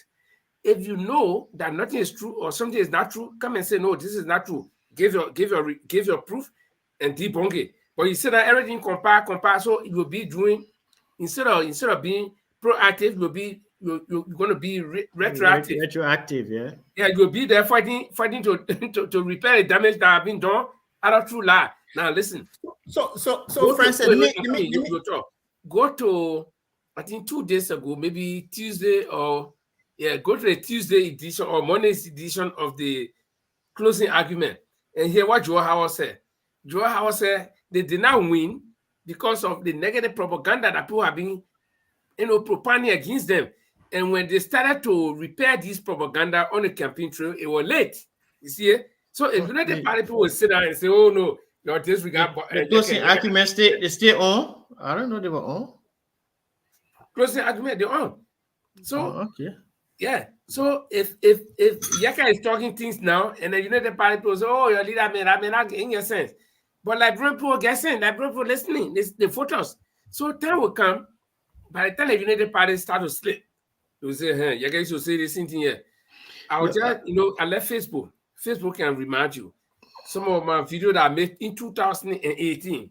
Just about the same time, the same day, Sony have been a Facebook and bring it. So I'm looking at that video, and I quoted this guy. What about the guy who called himself doctor? So he won the CDC, and he started warning the same thing that Amara said. Lester Tenney. Lester Tenney, very good. He said, "You lower your expectation because things will be very hard." But people did not listen to him. People did not listen to him. They thought everything was going to be bread and butter. And it's the same thing that Amara said. So, for me, from the start of things is where I know if I want to build a good foundation, it's this. You can't start building the upstairs or you carry away, or if you start putting good foundation on it, it will break down, my friend. Before our friend come in, our friend and brother Paul come in. Look, I want to say that the issue that has to do with Yeka sending an emissary to the president in the house. I know you have these guys are zealots. They are, and at the door, maybe at the gate, maybe they came and say, "Boy, a letter from Yeka," and maybe one of the guys at the gate there, dismiss it because right now the president there has he has layers of security before you come to the meeting. So I think I want to believe that it was one of the guys at the gate at the president in their house. Say, one of the guys who feel that Yeka has gone astray a little bit. Now a little bit have gone astray. See that they just didn't want to receive it. Okay. So now Yeka has gone public and said and accused the president-elect of refusing to accept his communication. It's public, and I'm sure if Yeka has said, "I'm going to kill the president," God forbid, "I'm going to kill the president-elect tomorrow," he will hear it the same meaning. So now he has said that he refuses. So why the president-elect cannot call Yeka and say, "Bring your communication to me"? They are making a mistake, but they're not following it. They're not seeing it. You see, friends here, as much as people may see Yeka, the person that they may classify him, "Oh, that man just talk, he's crazy, he what?" But follow Yeka carefully. He one of the strategic politicians in Liberia, and he does not talk loosely. When Yeka says something in it, and that's why he challenged we are took part in the war. And he said it over and over. But then what happened? People ignore that, say, "Oh, the man are crazy." But then I remember there was a letter exchange between Weah and Cummins. And he did mention that we have facts and evidence that he supported the war. Weah never came back again to respond to that letter. So what Yeka is saying here, we should not say, "Oh, brush it aside." Yeka is making an allegation. And I think it'll be good for people to follow what Yeka is saying. Yeka is putting the president-elect on the spot that you were broke. Today you get money. How simple it is for the office to get clarified. Say, "No, what Yeka said is not true. The money came from here." And in addition to what Paul is saying, in addition to what he's saying, Paul, People will sorry. start to question him. Yeah, in addition to what he's saying, the same president-elect, when Konstantin said the man had medical problems, you people were everywhere, even the sponsor of voter in the street. They say no, that the man said this and that. But why is it Yeka is making the allegation and even challenging them and giving the president-elect ultimatum? The people have nobody fatigue. Nobody can say There is post-electoral election fatigue right now. You need to re-energize ourselves. As we speak, I am personally under attack by his supporters because I post every day. I post something small, and they are there right now as we speak. So they support us. Yeah, they support us. But a lot of supporters can say no. We have United Party have what 4 million people, 4 million supporters. Are you one of them? Well, I mean, why not? I mean, everybody have a side. I'm a supporter of the United Party. You guys support ANC. Why can't you support United Party? Okay, I like a conversation. Folks, you are watching a bottom line Liberia. This is what we do here. Like we said, we don't inflate. We don't make any false thing. We're not faking anything here. What you see is what you hear, and what we know. We know Francis is playing a role that we know, and Paul and I are playing a role that we know. Tomorrow it may be me supporting something about the United Party. Tomorrow it may be Paul, but we're not intending to bring down the party or anybody or the president-elect. But we got to discuss these things and look at it. Like I told you, the beginning of everything is the best time to do your best. Free time people get, guys, forgive me. I'll always get parable. And the reason I get parable is right now on the stage, I'm the elderly man here. I'm older than both of you. So, folks, don't look at my... What are you talking about here, man? The boy, no. Don't look at my baby face and see a small boy. So, you only poor? I always let her get parable. No, Paul and myself, we just in the same range. I let her get parable because it's come from experience. My big brother, you see, so... So, you see, Frita may say, if you have to carry a cow, leave it clean and carry it. Don't let it caca on itself. Because when it caca on itself, it will be hard for you to hold it.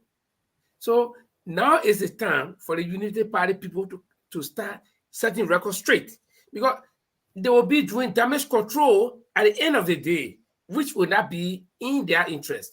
If our them, but you see, our men, they let it take fast. They say, oh, you're 1%. Well, 1%, yeah, I support that coming. I'm not ANC member, but I support that coming. And I will support coming anytime, any day he expresses interest in becoming the president of Liberia. Because I believe that he's the best alternative, the best.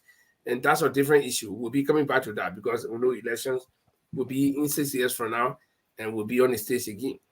But all right. Coming to want to compete, says that for now. Well, if Braga can compete 6 years from 2017, why come he can compete? If I come still get 12 years to go, according to his bracket. I thought coming were hanging on a boost, a political boost. That's far. If coming hangs on his boost, I will step in the shoes. Now, political, you'll be using that political. What bringing iron stream, bringing.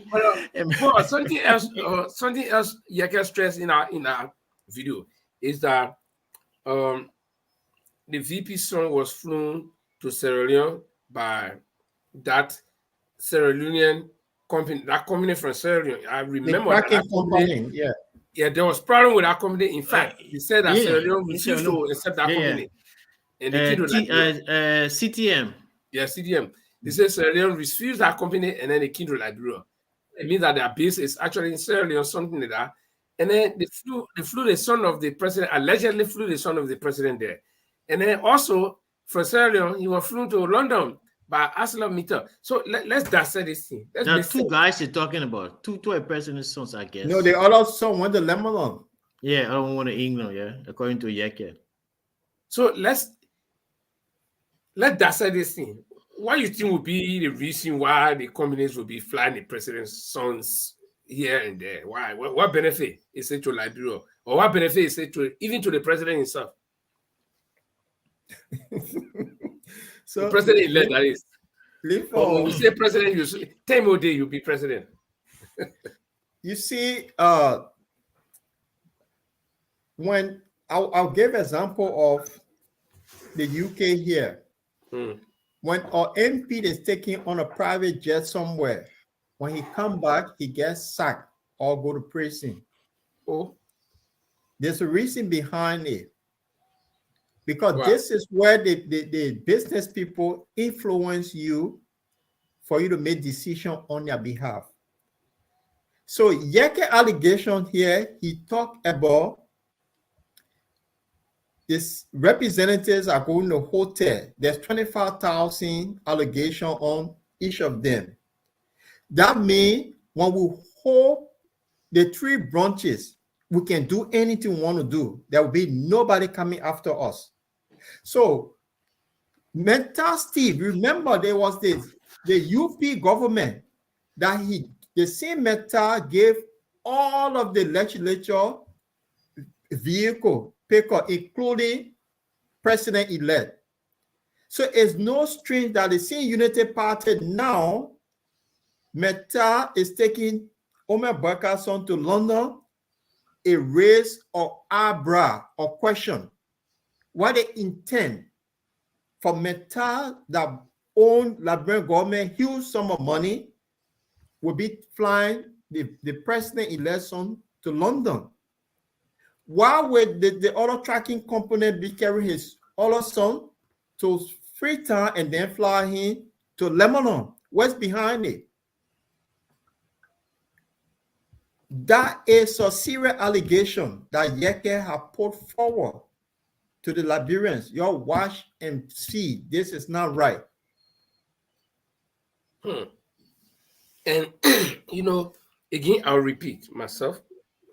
The beginning of everything is where things can spoil or it can be fixed. That's right. Listen, if all these skyscrapers we see in Europe, in America, every time I was in New York and I stood up for long because I was waiting for my next bus to drive me to the airport, and I was in Grand Central.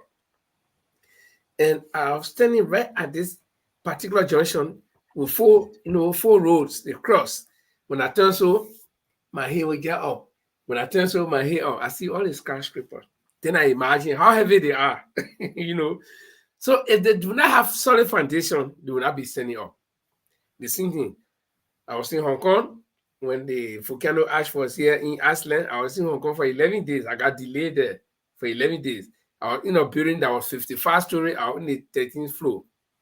Then I will look at the building every day. What do you hold in the building here? So it must have solid foundation.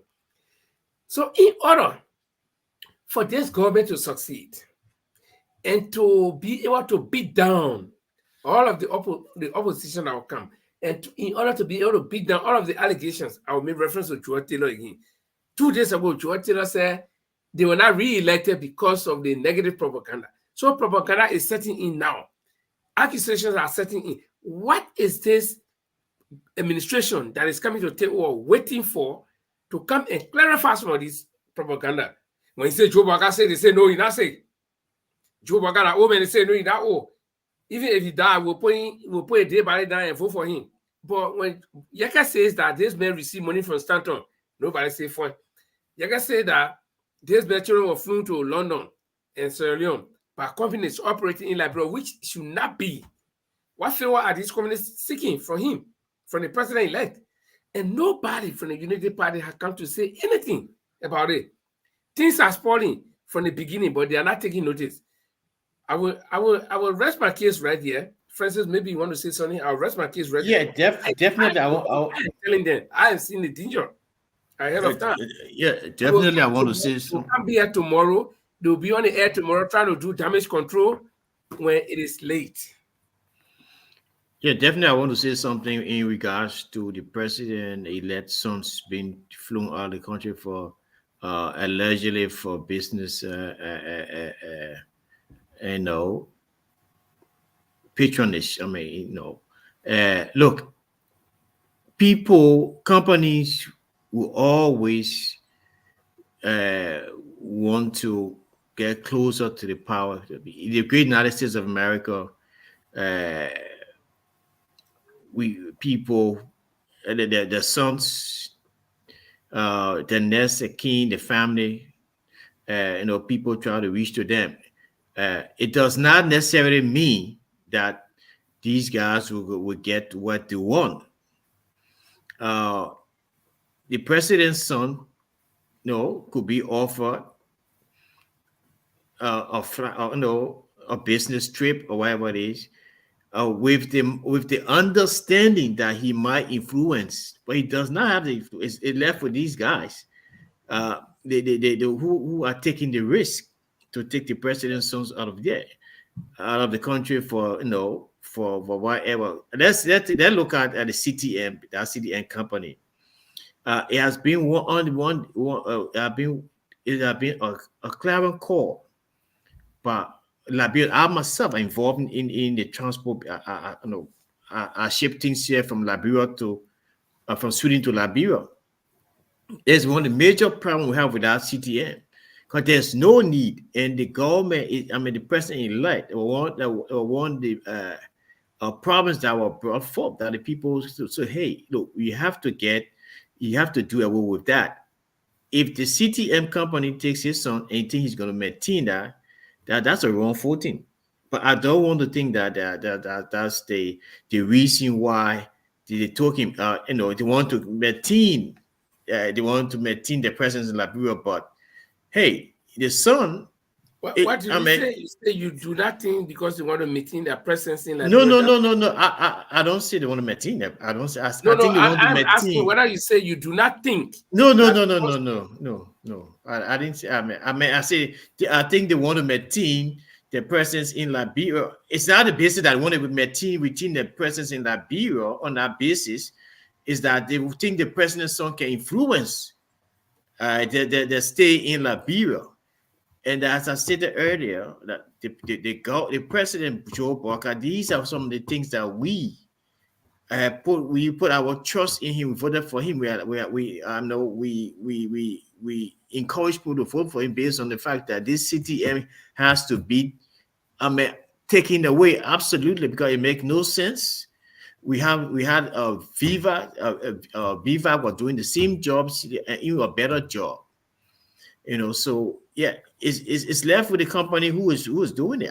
I don't think the president's son has anything. It's a customary thing in Africa, Liberia, around the world. President's sons, kings. Hold on. Let me ask you one question. Hold on. Let me make a point. Maybe you can comment on it.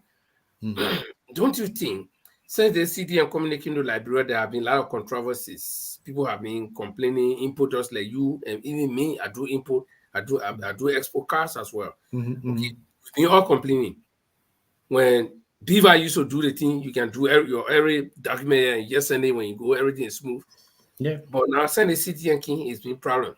And people have been complaining. And with the shift of leadership, don't you think the CTM is uneasy and they think that, some new leadership coming, maybe they might be strong on us.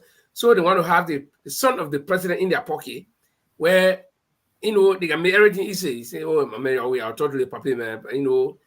That Liberian thing. And we all know that interest is interest. Give that, I don't know whether that Jojo or that the other boy, they call it, you guys are going to funny name. So, you gave him big cut. I'm sorry. I'm just being comical. So, I'm not bringing down the son of the president.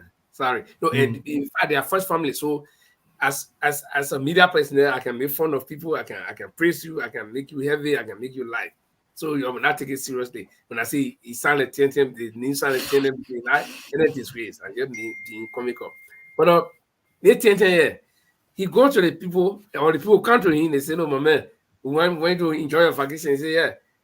Then the president said, "The president are human being. We all are human being." My man, I can look at somebody treating my son good, and my son is happy, then I'll be harsh on them. My son said, "But Papa, ain't my friend there? So you forgive." So look at that relationship.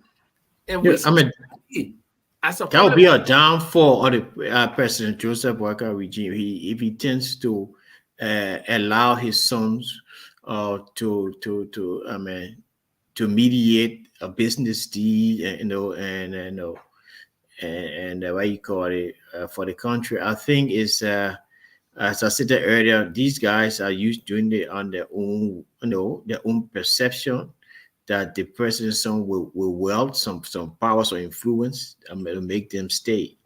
Yeah. So we hope it is not the case, because as I stated earlier, it's a fact. It's open secret that presidents around the world that their sons are used, as a link to companies to gain favor. And I don't think President Joseph Boyka will. I can give you a few examples, one or two examples. The president of Equatorial Guinea, his son in Paris with Lamborghinis and all kinds of cars. That dude is crazy, man. This is Africa, right? It's Africa, because we don't see nothing happen to Joe Biden's son lately in the Ukraine, and the price that he paying now for that. So in Africa, president's sons, they are very important. We saw that on a United Party, Ellie and her 4 boys. Okay, and yeah. We saw that. So we cannot, look, there's something, Francis, I want to add to what you just said. The allegation that was raised, you remember when Perry Costa was take to be one of the running mate about the $30 million thing. It wasn't Jojo Omer Boyka first son, and he and the guys flew to Ghana. Yeah, and Jake Kamakoli, his nephew, you see it? Right. So they play an important role. If people taking them to the UK, especially Metasti, is something that we need to raise our arm and see what's going on. Well, guys, we're nearing the terminal point. Yeah. But I think it's been a good discussion tonight. And Liberians, listen to us. While we're talking, we do not hate anybody. And I go back to the we are era again. Everything you said, they say, "Oh, you're Haley boy. Oh, you're Haley boy." Now they say you're Haley old man.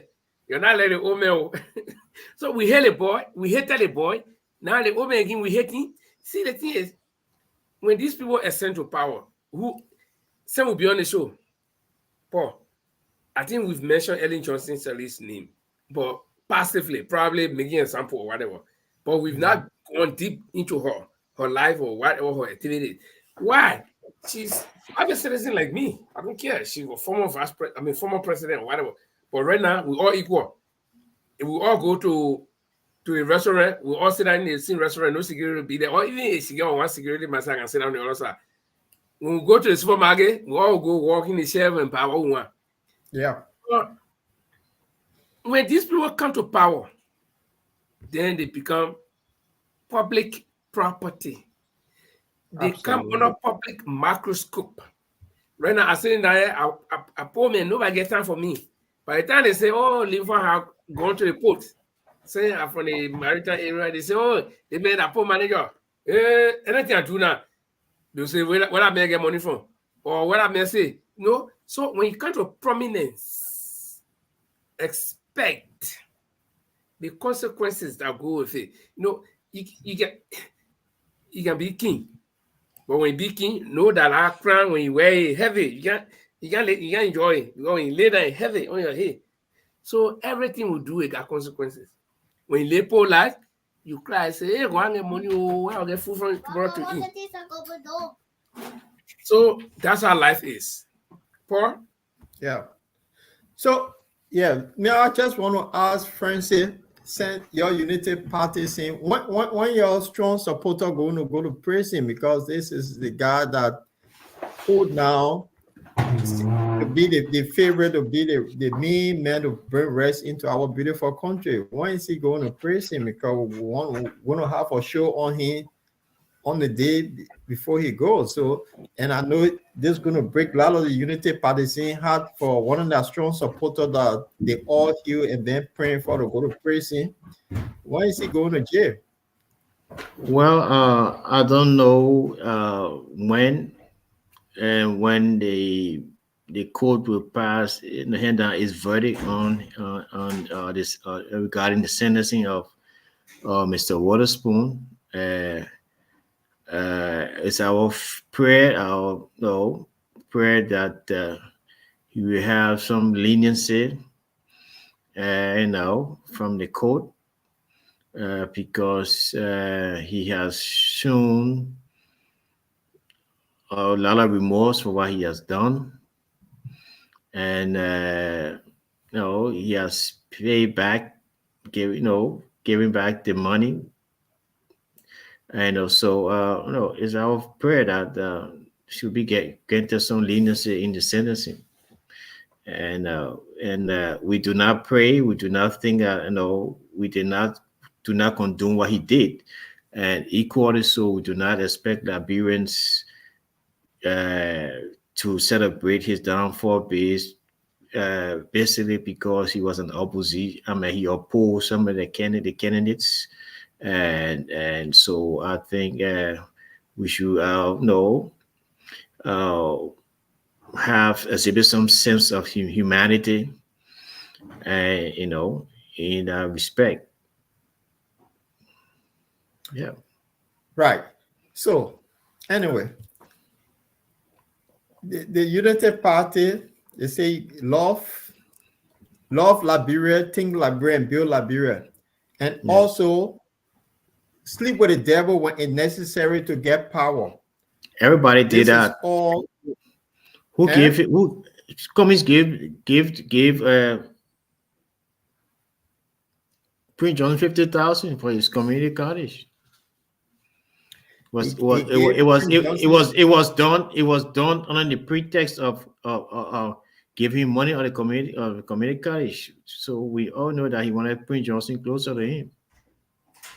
So that allegation is false, and that happened in 2016.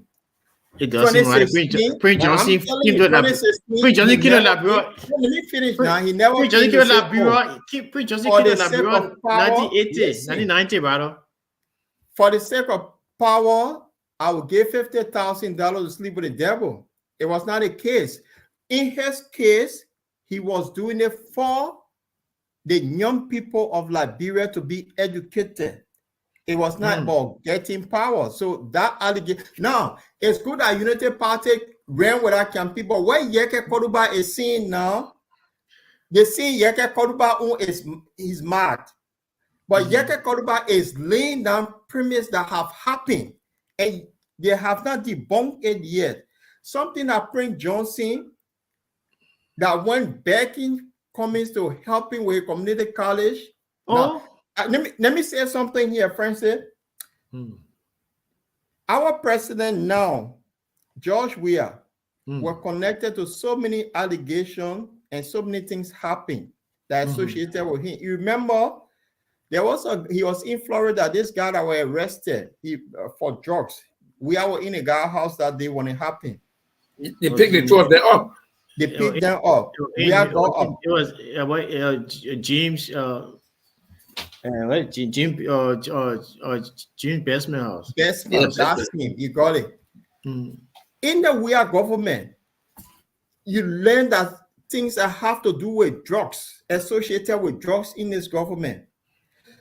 Allegation that Henry Costa made on even allegation that we are inputting the kush. Exactly. Now, it associated with Weah all along, coming to the end of his presidency. The vice president-elect, the allegation on him of being someone that solicited money from people in a way for his own reason. And we're told by his dependable nephew that his scheme Cummings of $50,000 when he met in Ghana. Well, he just brought up Prince Johnson. So Mr. Cummings gave Joseph Juma Barker $50,000. The dependable nephew said it. And that was never debunked by the family or the friends of Unity Party or Unity Party themselves. They have not said it. So the Cummings confirm it. $1,000. So it does. The Cummings confirm it. He confirmed that he gave Barker $50,000, right? Cummings confirmed that. That was I seen that there's an issue you brought up. Cummings Yeah, gave but- Boyka $50,000. No. That was said by Henry Costa. Did Comey confirm that he gave Boyka 50,000? I've seen the United Party did not debunk that because the good are debunking everything. That's Oh, what I said. all right. Okay, I get where you're So going now. when it comes to Yeke Koluba, they say, oh, he's mad, but Yeke Koluba are making an allegation that he said he got evidence, but United Party have not said, oh, he's mad. So that means the madness might be some truth in it.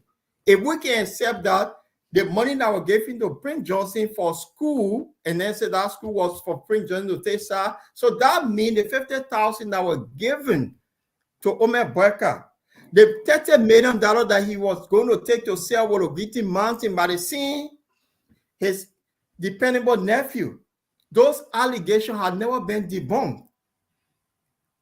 So if something is associated with you, that's why I use weird scenario that the drug scene follow him on to the end of the presidency. The beginning of the former vice president owner allegation is all about money, until he doing business with Stanton, who going to jail. Now we know Tente is going to Freetown and he's going to Lebanon. We know Jojo is in London. This is the story. Money. This is the story of Liberia. It's less part of story, ends. And that's why. Sorry, that's why we come here so now to share with our people to discuss some. This story is gigantic, big. We cannot discuss it because when you discuss the economy of Liberia, you will end up discussing the social aspect, the health aspect, the infrastructure, everything connected. So it's big, but we have to keep talking. We all are Liberians, and we know what the problems are. We do not personally have the solutions because we are not there. I've heard people say you cannot change a thing when you are not at the top. So since the old man is there now, we hope the old man will make some changes. But my only advice, like I'm saying, all these small things that are coming up, let them try to correct it so that they will not be making damage repair in it. No, I will say it again. My friend, you wearing slip-on when you see the road trying to cut, go and more than road slip-on. Long time we used to put the colors in the fire where you get hot, you put it sticky. Do let it cut before because when it cut before you go stick it will be hard. So right now, it's time for them to start making all the corrections. When our Jojo go, the communists taking Jojo. Tell your son Jojo or Tintin, say, begin, say now, you find family already, relax. The thing you're looking for, you get it, but relax. Start spoiling. No, let me tell you, because the destiny is all about the reflection that it will have on your administration as president. Yeah, we are. Ultimately, we are. He play football. That Joria son. Ultimately, we are was. I mean, Joria will see. Ultimately, playing that big issue. Who my son here go play? My son in the kindergarten when they go do small thing, we can be there. Kindergarten, you know nothing, but we can go there. So why did my son was playing international football? I'll go there. But because we had our president. So Tente there and Jojo there. That is funny for you, Tente.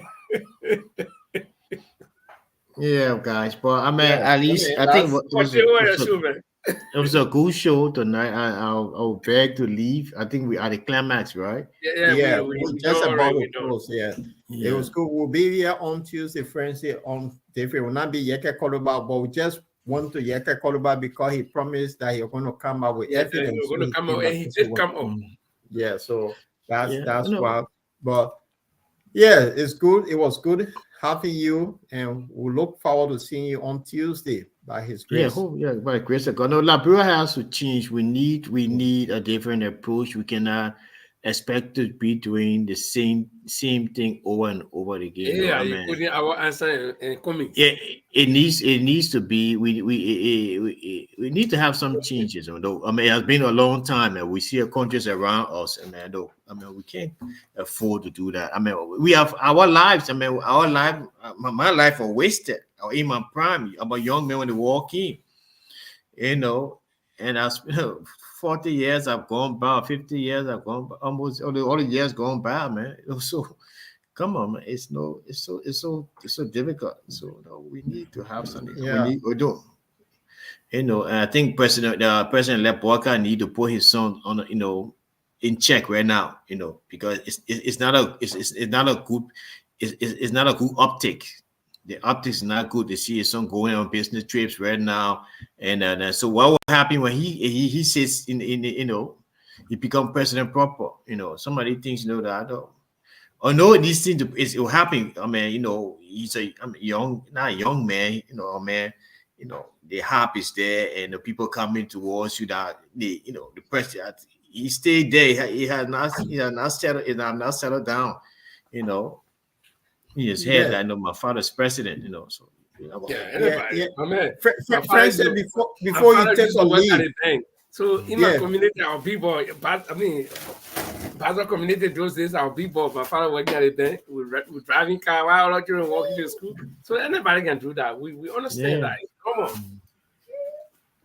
Friend said before you take a leave, the thing is, I think the advice which you just hit on is good that these things come up, because what happened if people tend to ignore Yeke, it will tend to haunt the Unity Party, because he's not ordinary person. He get followers in Liberia, and they need to do something to come out and say, look, these are all lies. But if Yeke continue, he will unsettle the incoming government. I'm being honest here. It's something that they should not sit by and say, oh, he's crazy. Because this is a crazy guy that have people travel from all around the country to go register in his district to vote for him. He's an influential person. So they need to do that was corruption too. But it is. It's that how Liberia run. Well, just before you leave, I understand FLA is supposed to be having some meetings, so that if you can make an announcement, just so we leave. Oh yes, I mean for the public consumption, Mr. Linford Guerre is the acting secretary of EFLA until elections is held until 2025. So I want to use the public medium to congratulate you and for your acceptance of our our letter asking you to serve in that position, and we hope that the confident reposing you will be exhibited to the highest level with professionalism. Oh, wow. Congratulations, Linford. Well, that was not actually instead of the announcement. The announcement I wanted him to make is about a meeting that will be held. So we're having a meeting, a first general meeting, public meeting. It's a town hall meeting for all you guys. I invited. It's on Sunday, 7 p.m. Central European Time. At 6 p.m. I think it's 2 hours ahead of you guys now, or 1 hour. Oh, 1 hour. Oh yeah, so it will be like 5 o'clock Sunday in the UK. Yeah, so it's a town hall meeting, a general meeting. So let us come on board. Let us all come and come with our ideas, our inputs, and see how best we can, move EFLA forward. It's our stuff now. We have reached the age we try to set it up for the young people to take it over. So let's do our part and see. We can't finish it. We'll do our own. Yeah, do our part. Yeah. That's good. And if Linford come back, friends, before you leave, one of our strong members in the UK here sadly passed away. Oh, okay. Yeah, and he was also a guest on the bottom line here. So we just want to pay a little tribute to him. He died a few days ago, and it was just you might know him, one Tom Zulu. Yeah, he did work with LPRC before, right? I don't know whether he worked with LPRC, but he been here for a very long time. Yeah. So when Linford come, I want Linford to put that thing up so we can pay tribute to Tom. Yeah, it's just and he been moving about with airfly as well. So he have traveled to some of our functions. Yeah. Okay. Linford, you Yeah. can Let bring me that. see if I can find that stuff. I think I worked with LPLC before. I It think wouldn't surprise me because that's so. After the war, I think he worked with LPLC or before. Did he? I don't know. By that name, it sound. I know. I heard some by that name before. No, I didn't meet him, but he might be there to the Liberia Zulu, I guess. Oh could yes, be. I think So maybe he's related to the Perisulu. But let me see if I can get that stuff up here. Because Jamel shared that with me, so it was on F-Flash on the group chat. okay, Paul, yeah. you in the group chat, Paul? No, I'm not in a group chat. So it might be my old telephone number. I'm not in a group chat. So but I will send you my number. You can add me. Yeah, I'm gonna get link for the. I'm gonna add link for the number be administrator, so you can add Yeah. one of the administrators. You can add you there. Yeah. So Okay, I while think Linford looking for this, it's just to yeah, this is Tom. Sally passed away the beginning of this week, and it's just a sad news that hit every one of us in London. Oh wow. He appeared on Bottom here, a businessman who had his own podcast. He used to tell people how to make money as well. And Oh, for many years, Tom has encouraged me personally to attend some of these business meetings around the UK. I've traveled a lot of places and just want to say our condolences to his family, his wife, and the children he left behind. I mean, this is a difficult time now. So, Linford, I think you are, I don't know if you're on the show when Tom was here as our guest. You can yeah, talk to. I remember we hosted him. Yeah. So, But well, these things happen, and that's why normally I have come to the conclusion that life. I will not use the word meaningless, but life is just a gift to us from God. While we still have it, we live it, and be at ease or peace with everyone that you meet. When I see people going at each other's throats and doing a very extreme things to each other, I wonder, what do you intend to gain? Because where you and I sit today, Paul, you don't know who were there 100 years ago. And people yeah, who are after us 100 years from now, they will not know who was here. And so it continues as long as the earth lives. So you lay is a stage. You come here, it's like a big talent show. When you hear, you do your own and be friendly with people, share with people, do work along with people. But where you see people going at each other, they're killing each other, they're doing this, I don't understand. Even the money that we're all working for, where people will do the most extreme thing, they will dance with the devil just to get it. No. Because you will leave it, you will go. And yeah, it doesn't benefit anybody. So this is a man who was sitting on the show and was telling people that he can help them to make business. He can, inform people about business activities. He didn't know that in the next 5 or 6 months, he will not be here again. So our hearts go out to the family, and it's the same with us, with me or whoever. People can say, "Oh, tomorrow, oh boy, I didn't forward to be here. Just few days, oh, the ball here and that." That's it. We have no control.